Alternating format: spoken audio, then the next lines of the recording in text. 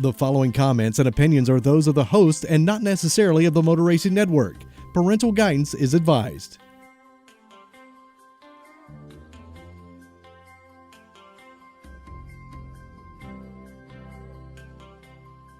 I think it's time to get going. Really excited about this one today, boys. And girls. Remember and girls girls listening. I'm going to introduce you in a second, Joe. But first, as we get ready for next week's Bojangles Southern 500 Darlington, don't forget to head to Bojangles for a Cajun filet biscuit with their new pimento cheese. I have not had one of those yet, but I hear they are phenomenal. And also, if you want a free set of tires, go over to Hercules Tires. And they are giving away one free set of tires every month all year. So go to HerculesTire.com/MRN for your free set of tires. And without further ado, I want to introduce the 2018 Winston Cup champion, Joseph Thomas Logano's co-host with us today. He's not a guest. He is a co-host because our dear friend Lauren Fox is probably in labor as we speak. So thoughts and prayers with those guys, and we're going to take this ship and sail her down the river today. Two things. I like that you called him Joe Logano. Do people call you Joe? You know, Joe, I feel like at some point I got to switch to Joe. I don't know. I feel like Joey is I don't know. I feel like as you get older, you're Joe. He right? said Joe Logano's here. I was like, Joe. Well, Uncle Joe. I honestly that's think kind of who you that are. it just depends on where your hairline's at. Yeah, it's when your kinda, hairline gets to a point, you're like, I just got to go with the Joe. You drop the Y when your hairline goes back. Yeah, but that happens. Hopefully that'll be for a little bit. But I still can't grow a beard like Corey or you, Daryl. But this is an implant. This is an implant. To use some of my Hercules Tire followed me on Twitter. Thanks. I got a new Twitter follower, Hercules Tire. They haven't sent me tires yet. Now you got like 64 followers on I'm Twitter. working on it, man. Building it slowly but surely. So I'm really excited. I thought, actually, I thought of things to talk about, like on my entire drive here instead of just 3 seconds before the show today. So I'm really excited. A little preparation.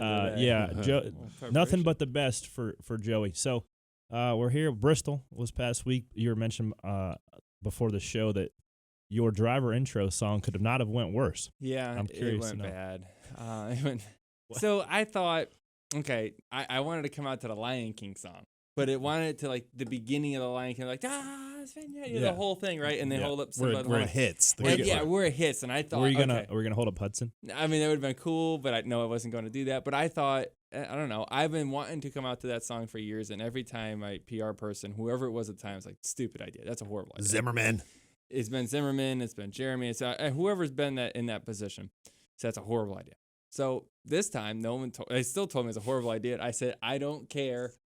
I'm doing it. I'm the champion. I'm going to do what I want. I'm going to do what I want. So I did that, but they didn't use the right part of the song. All it was Elton John singing The Circle of Life. Yes. And so like from the day we met. Yeah, that was it. So you want to be like, you come out like, Here's Joe Logano, you know what I mean? I'm big and bad, you know. Instead, I come out to The Circle of Life as Elton John just doing his thing on the piano, and I'm like, So like as quick as I just grabbed the mic as quick as I can to introduce myself and get off the stage, I'm like, this has just gone terribly wrong. You would have came out to an Elton John song. That's what happened. That's the perfect fit.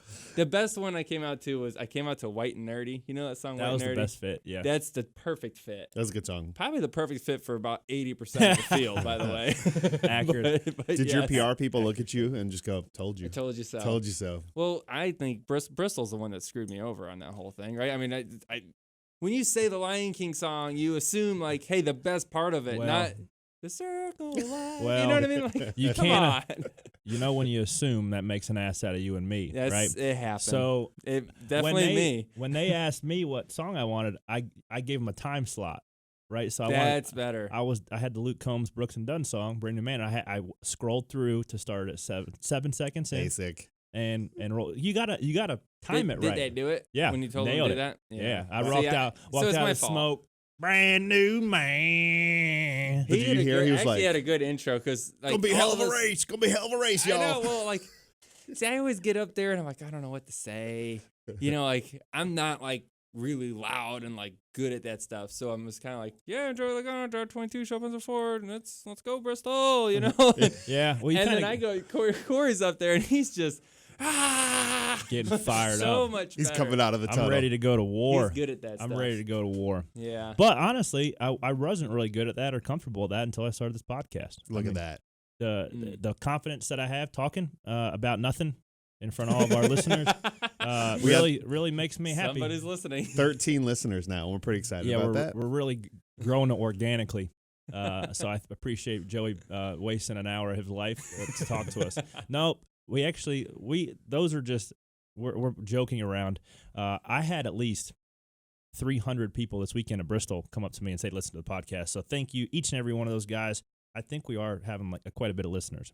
Joe, we have a perfect rating, except for one Martin Truex fan that we talked bad about Martin, and he just 1-starred us. He said, "That's it. I hate your podcast. I'm going back to door bumper." You don't have to say Junior. You don't have to say we talked about him. I talked bad about him. I talked bad about him because every time he laps me, he gives me the finger. Not every time. He doesn't so much anymore. And I guess I didn't give him in a room. But it's like, hey man, you just caught me for the last 50 laps. You just go around me, and then you don't have to give me the finger. I'm in here working my ass off to just keep it between the mayonnaise and the mustard, and you're gonna give me the bird. It's one thing Martin Truex giving me the bird because he thinks like I'm holding him up, but it's another thing when Bubba gives me the finger for an entire lap in Michigan, like we're joking around. That's different. He does do that a lot. Yeah, Bubba does. Bubba does that all the time, and you know what? Most of the time, I think it's funny, but this happened one time, and it pissed me off. Where? Because it was in Texas this year.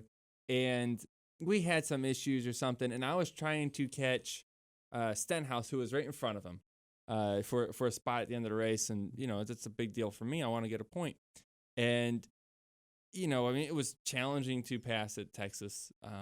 Even a car that you're challenging. It's hard, okay? It's really hard. Because Bubba's in the way. Well, he wasn't in the way, but, a slower car can hold you. It's harder to get around. He was holding me up. I thought I could have got to Stenhouse by the end of the race and at least had a shot at getting the point. Mm-hmm.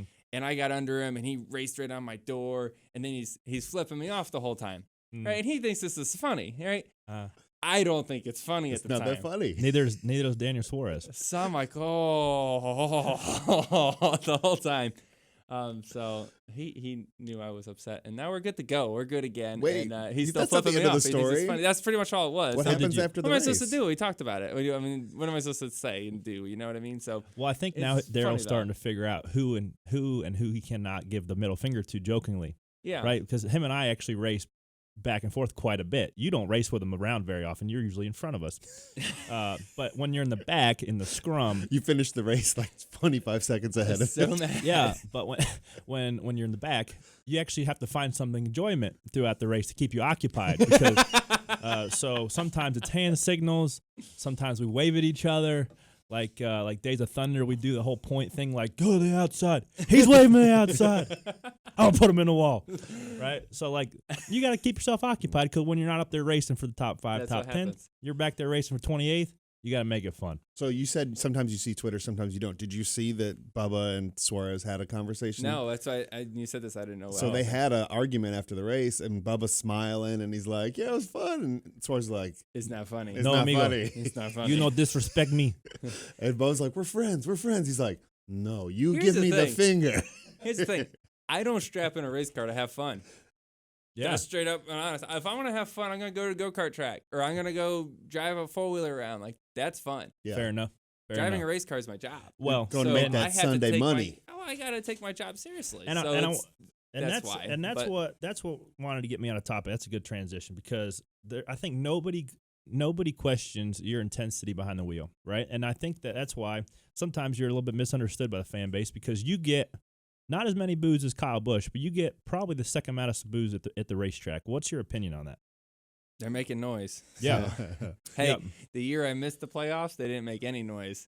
Mm. And that was not fun. That's Not not the what fact it that they would be. weren't making any noise. The fact that we didn't Right. make the playoffs and nobody Right. really cares, right? Yep. So you want to, Earnhart said it years ago, right? As long Mhm. as they're out there making noise, and it's true, you know. And I guess I said it in my speech after in the banquet. I just love that our fans have passion, right? And the fact that they're screaming, Mhm. yay or nay, they are yelling and they have passion for their driver or who they don't like.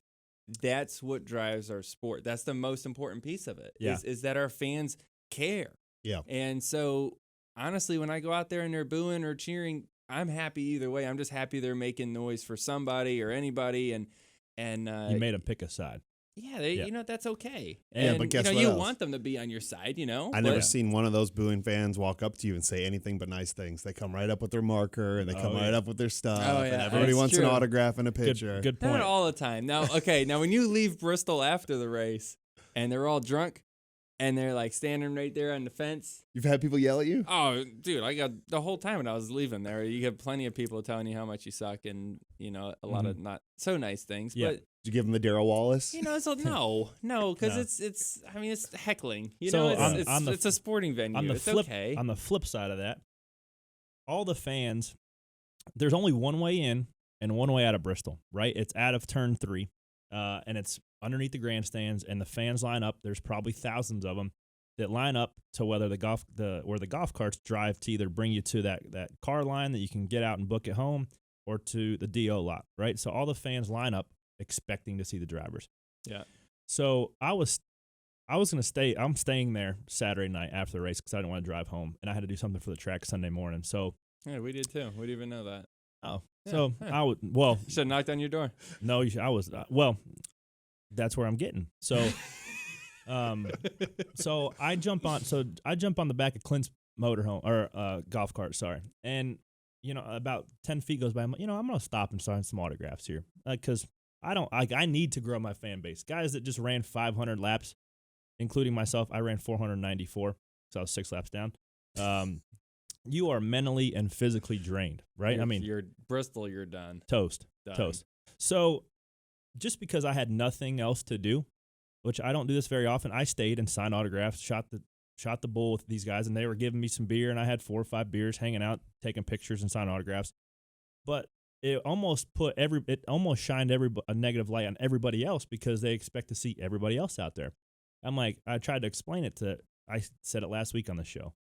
I don't want the fans to have a negative impersonation or impression of everybody else that didn't sign autographs because I'm out there doing it. Because those guys, you're wanting to get home to you're wanting to get back to the bus to your wife, right? You're wanting to get Brad's got to go home to his wife and daughter. Yeah. Everybody has families to do, and as much as the fans want to think that they should expect us after 500 laps of busting our ass at Bristol and sweating and being pissed off because we didn't run as good as we should have, to sign autographs for another hour, we're not really in the right frame of mind, right? So I don't like sometimes how they expect us to do that, which you're as good as any with the fans when it comes to stopping and sign autographs for kids and taking pictures. So just because one thing doesn't happen after the race, it shouldn't be a negative opinion for everybody. It shouldn't. And there's a time and a place. And for me, I want that experience for the fans to be good. You know, because sometimes, okay, you just got out of the car, and like I said, I don't do this for fun.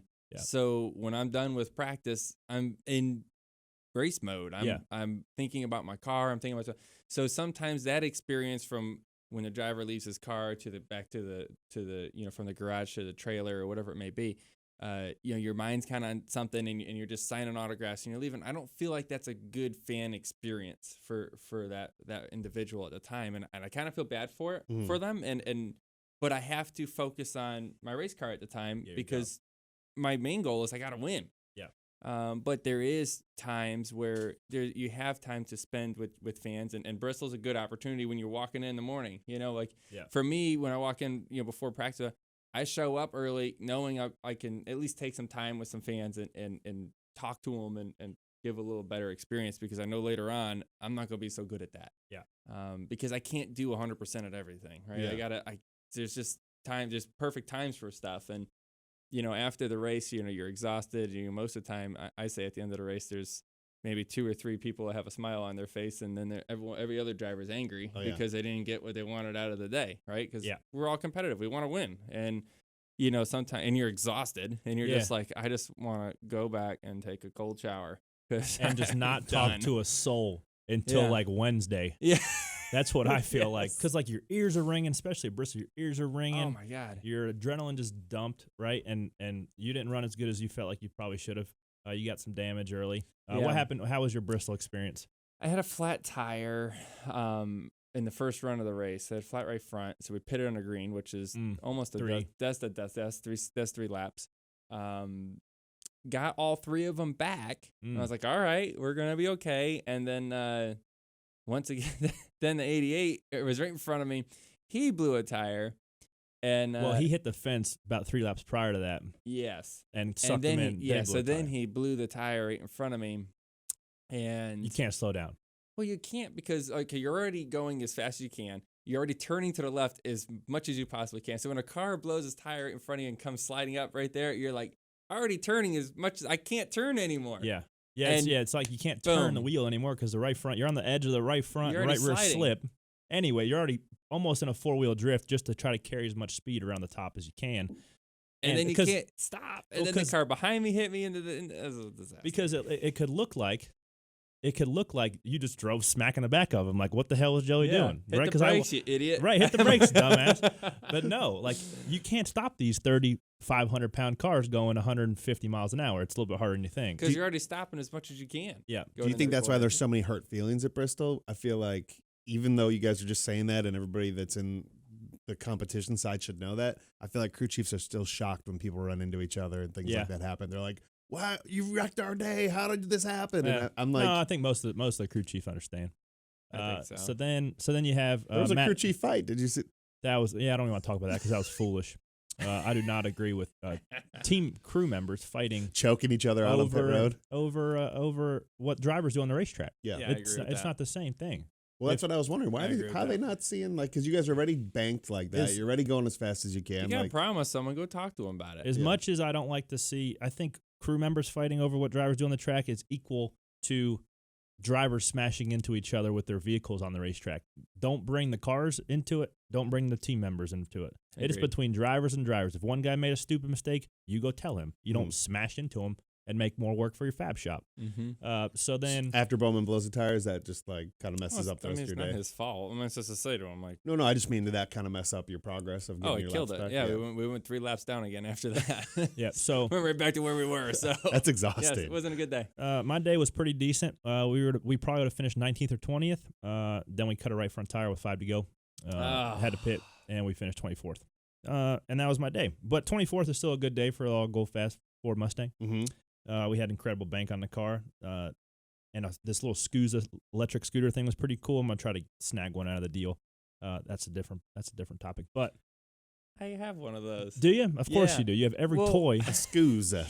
So I went to Truex's their foundation event, Catwalk for a Cause, right? And they, you kind of gotta, like, I don't know. I feel like when I go to those things, I gotta do something. I gotta get something. I gotta bid on some stuff. And so I started.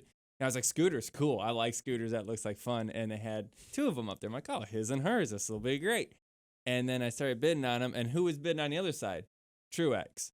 And I said, hell no, he ain't winning. So we started going back and forth.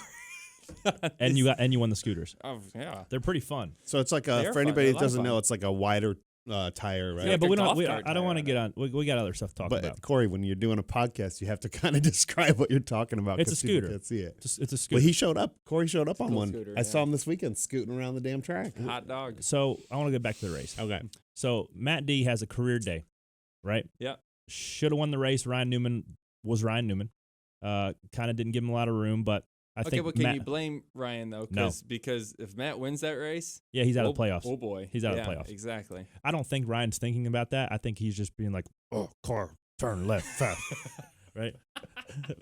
No, I'm just kidding. I like Ryan, but that was an inhibiting factor, right? It pushed his left front fender and made him tight. Then he ended up catching him. I think Denny was going to catch him regardless. And then I don't like how Denny gets out and apologizes for beating him. Like, that's your job, guy. And don't feel bad for Matt. Matt can do the same thing. He could have moved you out of the way. He could have done something else to get the job done as well. But Matt had a career day, finished second, come out with the Rocky thing and the boxing gloves, and everybody cheers and the whole nine, and everybody's happy. So hopefully, obviously, he deserves a good ride. If he gets in a good car, he can get the job done. He showed that Saturday night. So what do you think about that whole thing? Here's my take on a lot of this. Matt did a great job that weekend for sure. It's one race. Yep. And I think every driver 90% of the drivers out there on the racetrack in the Cup level are damn good. Good. I agree with that 100%. Matt was driving the car you're driving last year. And finished 23rd. Right. And, So yeah. what I'm saying is the talent pool that is in the Cup level, in the top 5 or 6 in the Xfinity level, they all have the ability to go fast, right? They all can go out there and win. Yes. I think they with the right car, the right situation. The difference that sets them apart is like Matt ran well. He had a great car and he did his job as well as he can. The difference is he's not put in that position enough to get really, really good at that spot. It's not his fault, but if you're not up there racing for wins consistently, where are you going to start getting beat? You're going to get beat on restarts, right? Lap the game's up there, lap traffic, because you're usually getting lapped. Now you're lapping cars, right? Yep. It's a different game. The game is completely different. So the talent is there to be able to go fast, for sure. And I don't think anyone's going to disagree with that because I think he has. I think Corey's got it. I think a lot of the guys that you don't talk about normally have the ability to go out there and go fast, but they don't have the experience level that the guys that win up there all the time. So when they do have a winning car, they don't have the skills that the other drivers have developed by being in that position every single week. Yeah, they don't have those skills developed yet because they haven't been in that situation. Yeah, it's not their fault. They just haven't been in the spot. That's a great way to put it. And, right, Kyle Busch has been in that position 1,000 times, right? Not just 200 as many races he's won. He's been in it 1,000 times. You've been in that situation 1,000 times, right? Denny Hamlin obviously has been in that situation a lot of times because he just took advantage of that. And I think that, like to your point as well, 90% of the drivers in the Cup Series, as well as top 5 of guys in the Xfinity Series, can drive their car as fast as that car can be driven, right? But when you get in those situations where you have to maneuver, whether it's games on restarts or lap traffic, the guys that have experience can maneuver and position themselves better. Did you hear what Denny said and how he passed them at the end of the race? No. I was watching afterwards, and he said, and he was kind of breaking down, he said he knew he can run the bottom as fast or faster than what he was running the top at. But he didn't want to show his hand that he can do that and pass him on the bottom. So he said, I thought I can get there quicker by running the bottom, but I didn't want to show him that I can do that to get him to where he's protecting the bottom. He schooled him, right? I mean, that is the experience. That's what we're talking about. Those type of moves right there, that's just outthinking your competitor because he's been there. Yeah, so to frame that back up, so Denny's running the top, catching him slowly, right? Matt's running the bottom. So Denny gets within striking distance, and Matt moves up to the top, and Denny goes right to the bottom, 2 corners, passes him. Didn't even hold him up for a second. That is experience, and that's just being there and being in that situation. That's interesting because I didn't hear that post-race interview. I thought that was interesting. Were you surprised how much the media grabbed onto the Matt story? I think it turned into like a tidal wave. They should. Yeah. It's a great story. Yeah. It's really awesome. But at the end of the day, like you said, it's one race. He finished right in front of me in Michigan last week. So what do you do? Learn how to drive all of a sudden? And I suck again. I don't think that's how it works. We're going to take a break after this Bristol talk. We're going to come back, and we got some funny stories. I have some funny stories, and they all consist of Joey busting his ass. We'll talk about after. I have big news. That Bojangles is now adding melty cheddary pimento cheese to their Cajun filet biscuit? Yeah. Bojangles made the perfect biscuit even perfecter. How'd you know? You're eating one right now. Good point. 2 Southern greats that taste great together. Try Bojangles Cajun filet biscuit with our new pimento cheese. Only here for a limited time. Bojangles. It's bow time, y'all. O'Reilly. Stop by your local O'Reilly Auto Parts store and pick up 5 quarts of O'Reilly conventional motor oil and a MicroGuard filter for $21.99. Extend the life of your vehicle and save money with 5 quarts of O'Reilly conventional motor oil only at O'Reilly Auto Parts. Better parts, better prices every day. Limits apply. See store for details. O'Reilly Auto Parts. Here's your chance to win a set of your very own Hercules tires. Go to HerculesTires.com/MRN. Simply register, and each month we'll give away one set of tires. Hercules Tires has the value, selection, and industry-leading mileage coverage to get you wherever you need to go, no matter where the road takes you. Register now for your chance to win a set of Hercules Tires at HerculesTires.com/MRN. Hercules Tires. Ride on our street. We are back. Tell people how long you and Joey have known each other, because maybe people don't know. So when Joey moved up here to Charlotte from, you were living in Georgia, correct? Mm-hmm. So you probably moved up here when you were 15, 14? Yeah. So right about then, I felt bad for Joey because he had no friends. So I was like, I'll befriend this lanky, goofy guy. He seems like a pretty nice guy. So actually, I'll say a story that's embarrassing for myself first. It's a racing story. Joey was racing. He was like Mr. Allison Legacy, right? There was a 3/4 scale, smaller than a late model that young kids drive. So Joey is about a year and a half older than I am.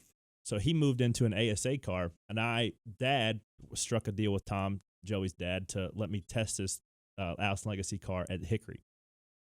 I was driving probably Bandolero or something at the time. We go to Hickory. Joey's got his ASA car, right, and he's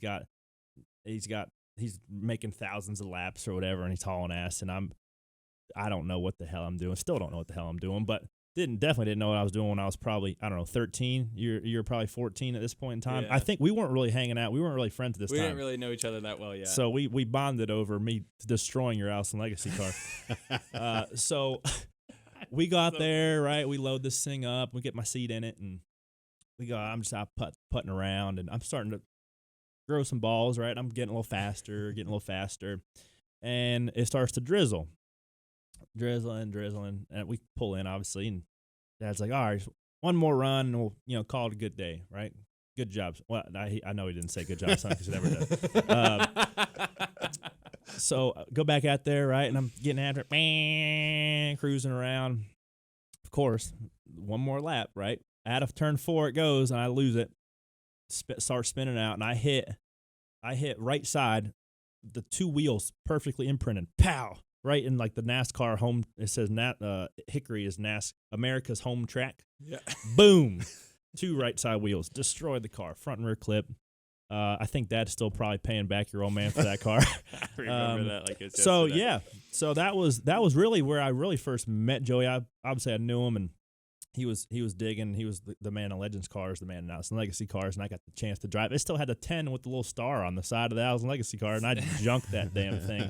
So I was up there a week and a half ago. I was doing a shoot for Wiley X Sunglasses, and we had the Drift Cup car up there, and I was drifting around the racetrack. It was really cool. It's right up next to the wall, and Michael Foley's there, and Corey's friends with him as well, and I said, I got the funniest Corey story ever about this track in Hickory. I told the same exact story. And the funny part is where he hit the wall. We had our trailer parked right on the other side of the wall. So, he hit, right where we were standing. It was like, oh, oh, my God. Killed that thing. Killed it, yeah. Well, you guys were able to bond over that, man. Yeah, so that's funny. I think you were still living in Georgia at that time. I think we may have been, yeah. So then he moves up there, and Joey was driving at the time, so and my parents and his parents lived probably 7 minutes apart, so we were always over playing video games and swimming in the pool and all that, and we just got to be really good friends. So the first story, not counting the one that I just told, is the one when we decided it was going to be a good idea to go run a 24-hour go-kart race at Victory Lane Karting. So our little group, our little running mates, Joey, myself, Coleman Presley. The field fillers. Yes. Brandon McReynolds, Steve Grissom's kid, Kyle Grissom. We called ourselves the field fillers because that was just kind of the thing. Guys were starting parking in the Cup Series, and all the media was making this big deal about the field fillers, right? These guys are hurting racing. These guys are doing this and doing that. Well, Joey was winning a lot of races. Back then, people thought I was a good race car driver too, so I was winning some races occasionally. And Brandon was pretty successful in late models, so it was kind of like a idiom of we were the field fillers, but we would go in there and win and then go home. We were like a less successful Alabama gang. Yeah. Great analogy. So we, for whatever reason we thought it was going to be a good idea for the field fillers to run the 24-hour go-kart race at Victory Lane Karting. Terrible idea. Horrible idea. So Joey brings his bus. That was going to be our headquarters, right? Field filler compound. That was the good idea. That was the only good idea. Guys, I got a bus. Yeah. So we perfect. get going, and we're all in it. Like, we're gonna win this son of a bitch. It starts probably at like, I don't know, 2 p.m. We're going. I do a stint. Joey does a stint. Coleman does a stint, and we're probably in the top 3 or 4. We're running pretty good, and the fun meter starts to get really pegged at this point. It is about 10:30 at night, and like everybody's like, "You want to go? Do you want to go?" No, you should. I don't want to go. I'm over it. And there's still like 16 hours left in this race. That's when we're all just hanging out in the bus. So I had to actually call a buddy of mine from high school, Dustin Foster, and he comes down to Victory Lane, and I put him in the car, and we all go back to the bus and go to sleep. So we go to sleep like 11. And it's like 6 o'clock in the morning now. And I wake up and I'm kind of looking, and every one of our teammates is in the bus still.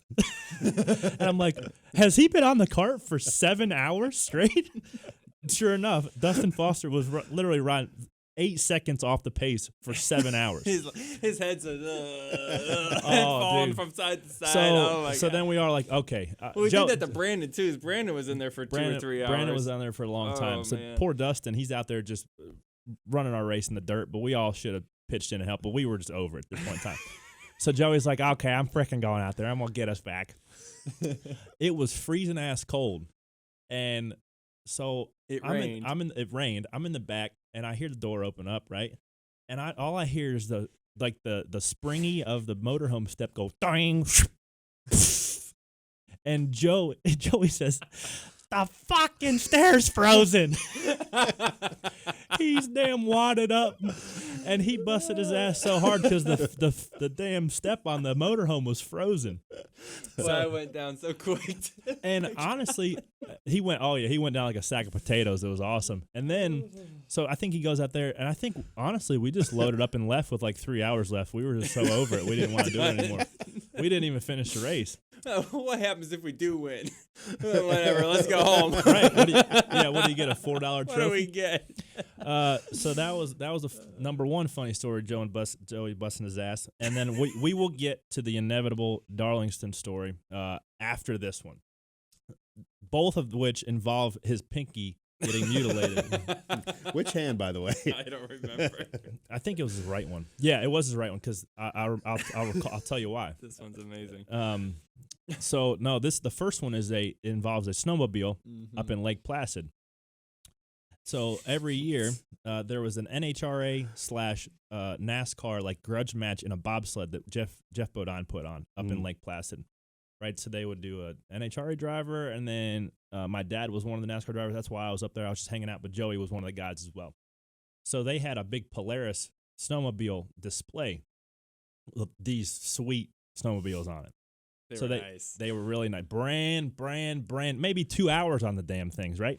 So we go, and they had this little track, and they had this frozen parking lot that we would make laps. We would make 10s and 20s of laps, and that's all I did, because those Corey guys was down there all day, every day. All day. For 3 days, I was down there just ripping these sleds up, right? Because these guys are actually doing what they're supposed to do. I didn't have anything to do except eat and ride snowmobiles. So I got some experience on these things, right? I'm feeling good.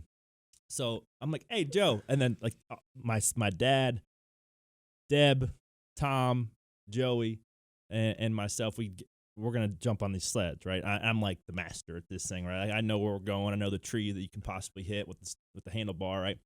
So there's the parking lot that we made 20 laps on, and then we go through the woods. Then we turn back on another frozen parking lot, but you weren't allowed to have any fun there. Like, you were pulling back into where we parked them. So there's this French guy that was Mr. Polaris.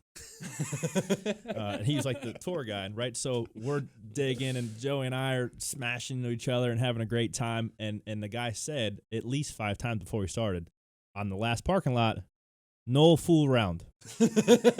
No fool round. Right? Straight, no fool round. So we do a thing, go through the woods, jump on this parking lot. So I'm second in line. Mr. Polaris, Deb, the warden, Joey's mom, me, my dad, Joey. So we're cruising, and we're going fairly slow, 10 miles an hour, 15 miles an hour, really slow. So I start kind of like fishtailing, like, right? Like kind of kicking it back and forth a little bit. So I look behind me, and my dad, of course, he's going a little bigger, right? Well, then, Joey's going to show us all how to do it. And he's got the thing 90 degrees, right? Other way, digging. And I'm kind of like looking over my shoulder. All of a sudden, he catches a rut. Boom. And Joey's flying through the air. Flying through the air. His sled ass over tea kettle. And I'm like, and me and my dad look at each other like, oh shit. So we zip it around, and those guys kept going, right? And Tom's there. He was behind you. And we get there, and the handlebars are all twisted down. The damn windshield's blasted off this thing. And Joey's like in like the fetal position, like, oh, that fucking hurt. So the last person that we needed to notice was his mom. Soon enough, right? She realized nobody's behind me. She turns around. Oh no, that's my Joey. Turns around, right? And Tom, your dad, and my dad are like standing on this sled trying to pry the handlebars up because the son of a bitch would not turn. It was wrecked. So of course, Mr. Polaris turns around and he's fired up, right? He was mad. He says, "Why you wrecking my sled? Right? You destroyed this sled." So we pull back, and now everybody is at this everybody that came down from the hill is at this Polaris thing, and Joey's Bob's snowmobile looks like Cole Trickle's car after Bristol, right? The damn side hanging off, and the guy limping her back, right? And the guy's like, "Oh, look, it's something we don't have to fix," right? Because nothing was straight on this thing. And the main guy from Polaris was there, and he said, "Well, what happened to the sled to the French guy?" And the guy's like, "NASCAR's next fucking superstar wrecked my sled." So apparently he jammed his pinky real bad. So anytime Joey was anywhere, there was snow, piled up on there was railings or anything. He'd always have his pinky stuck in the snow to ice it down because he jammed it so bad. That was story number 2. Do you have anything to add to that story? That's exactly what happened. Yep, that was exactly. It was one of many embarrassing moments of my life. Funny now. And then they're all great stories. They're all great stories. We're gonna take a break because then we're gonna get to the story, and we're gonna tell both of our sides of the Darlington stairwell story. I have big news. That Bojangles is now adding melty cheddary pimento cheese to their Cajun filet biscuit? Yeah. Bojangles made the perfect biscuit even perfecter. How'd you know? You're eating one right now. Good point. 2 Southern greats that taste great together. Try Bojangles Cajun Filet Biscuit with our new pimento cheese. Only here for a limited time. Bojangles. It's bow time, y'all.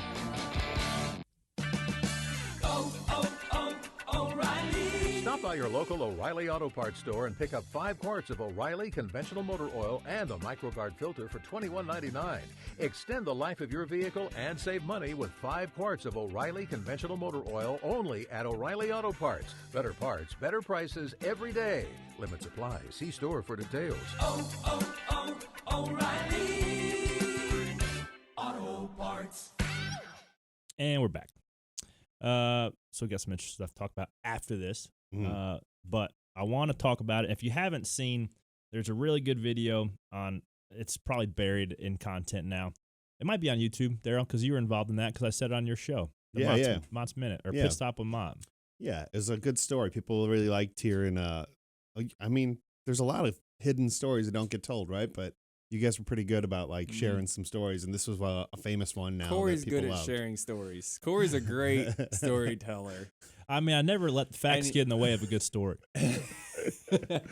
Well, people really like this, and we have told it before, but it has been a while, so I think we should tell it again, especially because Joey's here. We got to hear his side. Sure. We have us both in the same place, and we're gonna relive it because Darlington is next week, the Southern 500. Everybody's excited about that. My throwback car is the old Dale Jarrett scheme, the Nestle Crunch. What's your throwback scheme? I can't announce this yet. Oh, I know what it is, though. But, yes, we did the video for it yesterday. I think it's going to be announced next week, and it's really funny. I think it's funny. It's a little awkward. Something about weird. a fire suit. Maybe. Yep. Maybe. And he might have beat Joe Nemechek in the Daytona 500. Maybe. I cannot confirm or deny anything at this point. fifth. Yeah, I already got in trouble once for saying something I shouldn't say, so I'm going to keep my mouth shut on this one. Everybody be on the lookout for that car and that video. Where's that going to be at? Is it Scooby-Doo car? That's going to be Martinsville. Martinsville. Okay, I saw that one. That's cool. That does look pretty cool. Really when cool. They asked me, so CorvetteParts.net and Keen Parts, they always want to do something cool for Martinsville because it usually falls on Halloween weekend, right? Yeah. So last year they did a Snoopy car for Matt, and it got a lot of traction. So they asked me what I wanted to do this year, like cartoon-wise. And I was like, man, I'd love to drive the Mystery Machine. So I was a big Scooby guy growing up, and they made this thing look like the Mystery Machine. Warner Brothers signed off on it, and it looked really cool, and people love it on social media. Yeah, I was going to say, got a lot of traction. That's going to be cool. Remember the Cartoon Network car? Not that it's like creepy or Halloween, but like that was a cool looking car. I remember when I was a kid, that was a cool car. Yeah, that's Corey's car. Okay. That's like I think that's the Crunch one. Yeah, the Nestle I remember Crunch. that. Yeah, it was a Bush car. It was an old Bush car. That looks good. It is what Dale Jarrett's car for the throwback. So that cool. that looks pretty cool. The fire suit is going to look exactly like Dale Jarrett's fire suit.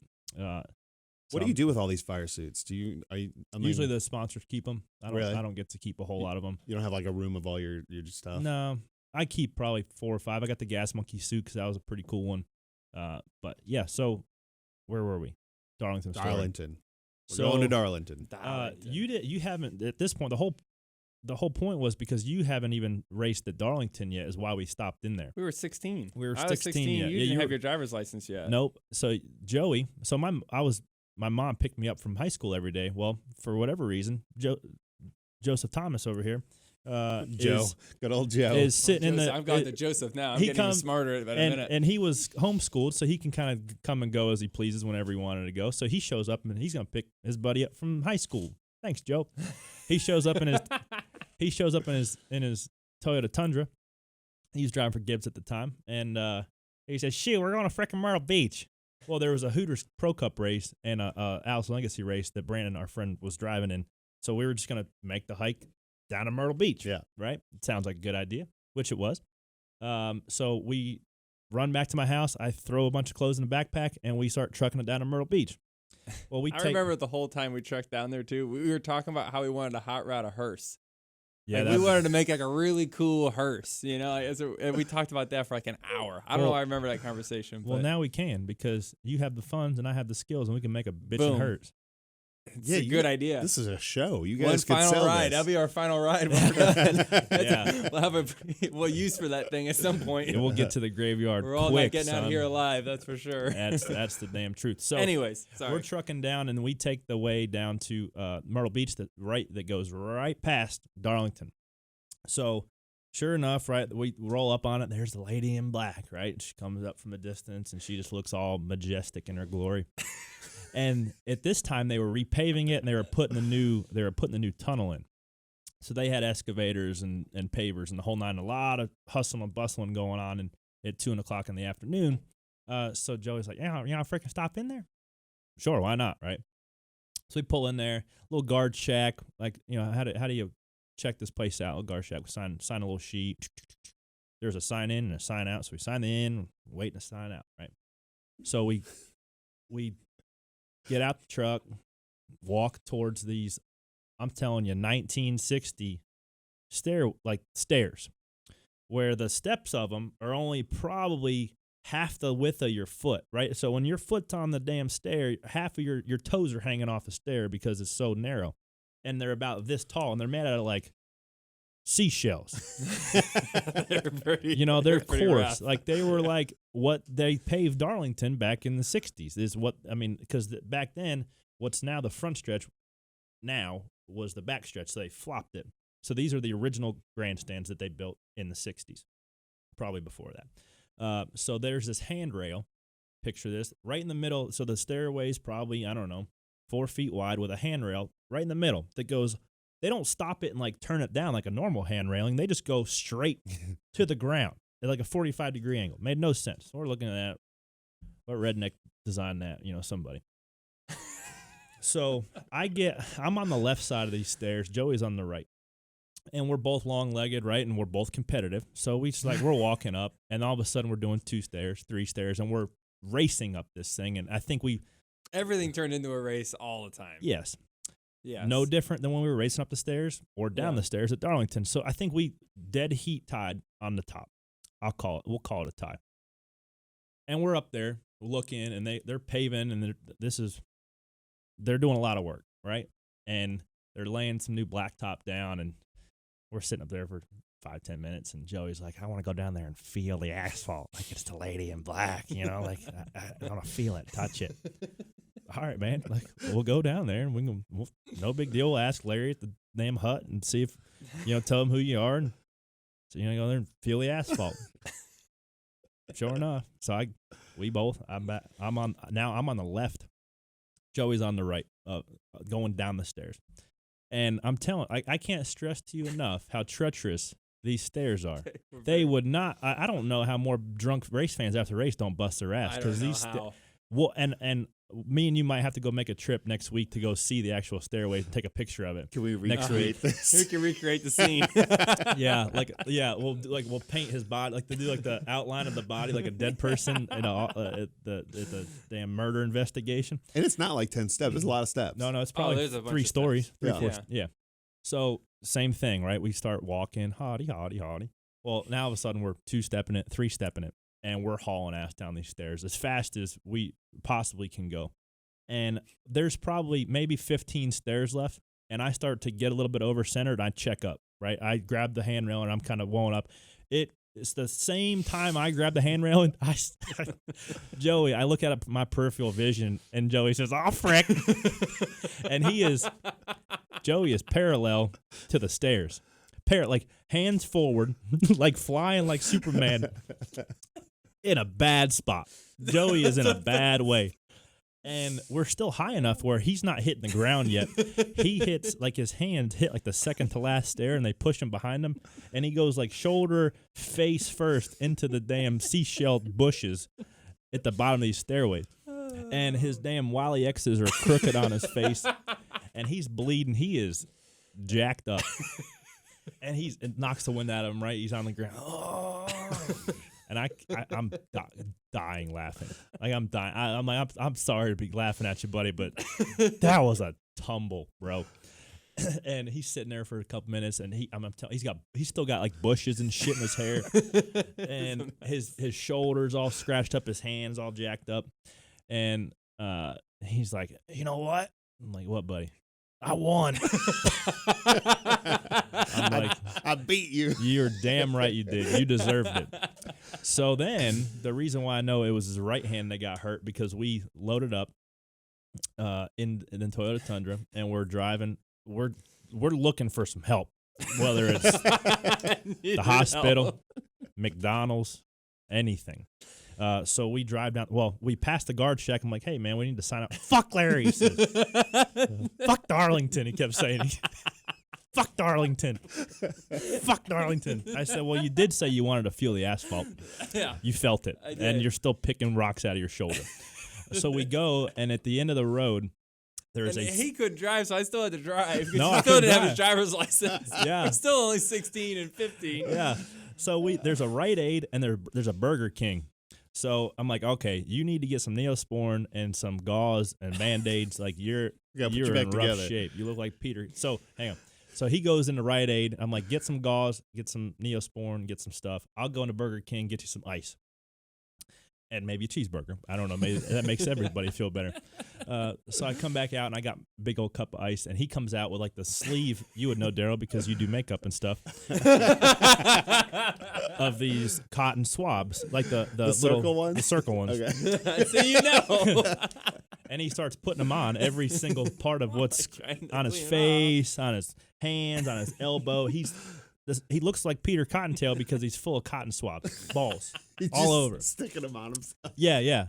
And then he rides the rest of the way to Myrtle Beach, probably another 45 minutes, with his pinky in the Burger King large cup of ice. But yes, and then we ended up going to Myrtle Beach, having a good time. But yeah, that Darlington got the best of Joey that day. Trip. So I mean, really, here's the deal. The stairs are even too tough to tame. All right, this place it's a challenging place. All right, and Yeah, on the track and off the track. it ate my lunch before I even got to the infield. Yeah, so that happened. I'm okay now, but I do. Every time I drive by that racetrack, I stop and look at those stairs. I'm like, man, They haunt you. those things ate me up. And then before we move on to like the current events, we did a tweet out section that. There's some good questions. There are some good questions. Let's get through a couple of them. Yeah. So we asked fans, hey, we're having Joey in. Ask something that maybe he doesn't get to hear all the time, because I'm sure you get a lot of the same questions. They had some good ones. Yeah. All right. So I like that. our co-host, Lauren Fox, says, ask him what it feels like to know he will never be better than me as a co-host. You don't have to answer that. Oh, I mean, I guess that's up to the ratings. Yep. We'll see. We'll see how that goes. Yeah. Or the So- downloads. This podcast go the downloads, right? There's downloads or subscribers. And Subscribers. There's, Okay. Well, Well, tell her it's still up to debate. Yep, it's up to debate. Hopefully, Poppy and Mom are doing well right now. Hope so. We named the baby. Corey and I named her baby. Poppy. There was an interesting Poppy? there was an interesting Awesome. question here. Did- If Joey and Corey switched rides for the upcoming race at Darlington, where do you think each of you would finish? That's an interesting question. I wouldn't finish as good. No, you would not finish as good as your car. as I'm going to. Man, it's too hard to say. So I thought about that, and my answer would be give or take 3 spots, forward or back. Say Yeah, you probably finish. Say you finish 4th. Hopefully you win, right? But let's say you Yeah. finish 4th. I feel like I could finish between 3rd and 8th. Yeah, I think